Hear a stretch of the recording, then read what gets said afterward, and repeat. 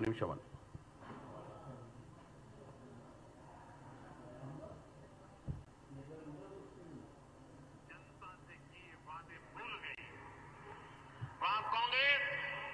वहां की सरकार जंगलों पर बुलडोजर चलवाने में व्यस्त है।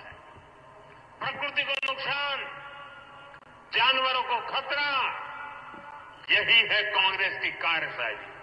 हम यहां कचरे से गोवर्धन बनाने के लिए मेहनत कर रहे हैं और वो बने बनाए जंगलों को उजाड़ रहे हैं। यानी सरकार चलाने के दो मॉडल आपके सामने हैं। నరేంద్ర మోడీ గారు మాట్లాడుతున్నది మీకు వినిపించిన ఇప్పుడు మీకు తెలిసిందే ఈ మధ్యకాలంలో ఆయన క్యాబినెట్లో ఉన్న కిషన్ రెడ్డి గారే ఏఐ జనరేటెడ్ పిక్చర్స్ అడవి ఉన్నట్టు అడవిలో ఏదో జరుగుతున్నట్టు చూపించినటువంటి పిక్చర్స్ మీద మనం హైకోర్టులో పిటిషన్ వేసినప్పుడు ఆ పెట్టినటువంటి ట్వీట్ని డిలీట్ చేయడం జరిగింది. అంటే అవాస్తవాలను ప్రచారం చేస్తుర్రు అన్న విషయాన్ని కోర్టులో పిటిషన్ దాఖలైన తెమ్మటే కిషన్ రెడ్డి గారు ఈ యొక్క దుష్ప్రచారం వల్ల నష్టం జరుగుద్ది, ఆయన మీద కూడా కేసులు కట్టే ప్రయత్నం చేస్తారేమో ప్రభుత్వం అన్న దాంతో ఆయన డిలీట్ చేసిండు. మరి డిలీట్ చేసిన వాళ్ళు వాళ్ళ ప్రధానమంత్రికి మరి చెప్పిర్రో లేదో, ఏమని ప్రధానమంత్రి గారు ఇప్పటిదాకా జరుగుతున్న ప్రచారం తప్పు, ఈ వాట్సాప్ యూనివర్సిటీలల్లా ఈ సోషల్ మీడియాలల్లా జరుగుతున్న ప్రచారాన్ని తెలంగాణలో కోర్టు కేసు ఫైల్ అయింది, మనం దాని గురించి వాస్తవాలు తెలియకుండా మాట్లాడొద్దు అని చెప్పే ప్రయత్నం కిషన్ రెడ్డి గారు చేసినట్టు లేరు.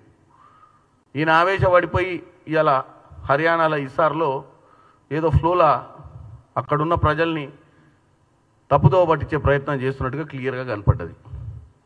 ఒకటి, కంచ గచ్చిబౌలి భూముల గురించి ఆల్రెడీ సుప్రీంకోర్టులో ఉంది. సుప్రీంకోర్టు నుంచి సెంట్రల్ పవర్ కమిటీ ఒకటి వచ్చి ఇక్కడ ఉన్నటువంటి వాస్తవాలు తెలుసుకొని పోవడం జరిగింది.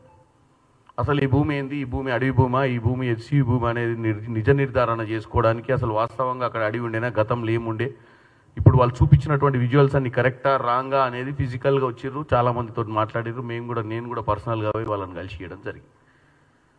మరి ఇంత డిస్కషన్ జరుగుతున్న సమయంలో నరేంద్ర మోడీ లాంటి బాధ్యత గల వ్యక్తి ఒక ప్రధానమంత్రి హోదాలో ఉండి వాస్తవాలకు దూరంగా, వాస్తవాలు తెలుసుకోకుండా బహిరంగంగా కాంగ్రెస్ పార్టీని దూషించాలనే ఒక్క ఆలోచనతోటి కాంగ్రెస్ పార్టీని తప్పు పట్టాలని, కాంగ్రెస్ పార్టీని భారతదేశం ముందు కాంగ్రెస్ పార్టీ అధికారంలో ఉన్నటువంటి రాష్ట్రాల గురించి నెగిటివ్ మాట్లాడాలన్న ఆలోచనతోటి ఆయన కూడా ఎక్కడో ఆయన వాట్సాప్ యూనివర్సిటీలో చూసిండో ఇంకేడో చూసిండో, మరి ఆయన దానికి ఫాలోవర్ కావచ్చు. మరి ఎందుకంటే వాట్సాప్ యూనివర్సిటీ అనేది గత 10 సంవత్సరాల భారతదేశ చరిత్రను తిరగరాసే విధంగా ఈ బీజేపీ సోషల్ మీడియా పనిచేస్తున్నట్టు మనం ఎన్నోసార్లు గమనించినాం. మరి దాంట్లోనే భాగంగా ఇవాళ జరుగుతున్నటువంటి ఆ వీడియోస్ ఏవైతే బిఫోర్ ఆఫ్టర్ వీడియో ఈయన కూడా చూసి ఆయన కూడా బుట్టలు పడ్డట్టు కనపడుతుంది. పడిపోయి ఇక్కడ అడవులన్నీ ధ్వంసం చేస్తున్నామని, అడవిలో ఉన్న జంతువులన్నింటినీ చంపేస్తున్నామని చెప్పి అంత బాధ్యత గల వ్యక్తి మాట్లాడటం అనేది చాలా దౌర్భాగ్యమైన పరిస్థితి. వాస్తవంగా ఈ భూమి గురించి తెలంగాణ ప్రజలకు ముఖ్యంగా ఇప్పటికి 4-5 సార్లు నేను ప్రెస్ మీట్ పెట్టినాం. ఈ భూమి ఎక్కడి నుంచి వచ్చింది, ఈ భూమి ఎట్లా ట్రాన్స్ఫర్ అయింది, అవన్నీ మళ్ళీ చెప్పాల్సిన అవసరం లేదు.